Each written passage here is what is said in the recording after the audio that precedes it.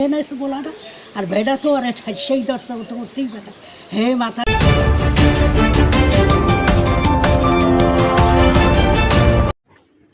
বরিশাল সদরের ঘটনা। ফিশারি রোডে গত 8/11/2024 সালে জুমার নামাজের পরে নোমান গংরা নিজস্ব কবরস্থানে কবর জিয়ারত করার জন্যে তারা যান।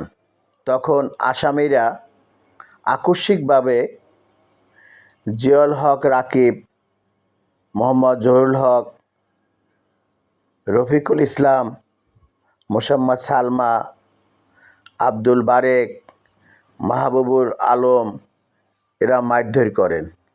তাতে তারা আহত হন এবং শেরেবাংলা মেডিকেলে ভর্তি আছেন।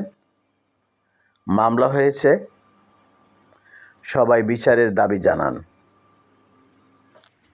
রাস্তায় আসতে পারবো না, এলে ট্যাং পিটে গিয়ে ভাঙে গেলাম, তোরে দেখা দিমু। হ্যাঁ, আওয়ামী লীগের সময় এইরকম হেরা আমার খুব হুমকি দিতে। এখন তাদের ভয় থেকে আপনি ঘরবন্দি। এখন আমি মনে করেন তাদের ভয়তে আমি এখন এই রাতে বাইরে আমার থাকা লাগে। রিক্সা চালাইতে পারেন না? না, আমি না খাইয়ে মরার পালা আমার না, রাত্রে আমি ঘুমাইও নাই। আপনার বাদে আর উপার্জন করার কোনো লোক আছে আপনার পরিবারে? না, আমার কেউ নাই, এখন আমি একাই। আমি আরে গেছি সারাইতে, এখন সারাইতে আমার হেলাইতে গিয়া আরে হেলাইছে আমার গায়ের উপরে, আরে আমার গায়ের উপরে হেলাইছে। আমি আর ওর থাকি আর বহের উপরে উঠে বসে রয়েছে। কেডা হলাইছে আপনারে? দুই বাপ হই। নাম কি, নাম জানেন?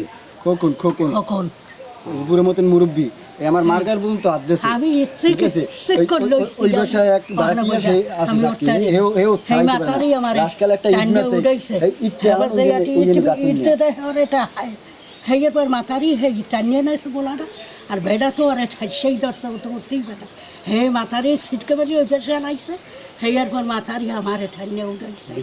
আমি করতে পারি না বিচার চাই। বিচার চাই না। হ্যাঁ, আমার বাড়ি এই যে তোর মারে আমার উচিত করবে কই দাও না আমার বাড়ি হামলা জেলের ভাত খাওয়াইবে আমার এই বাড়িতে নামাই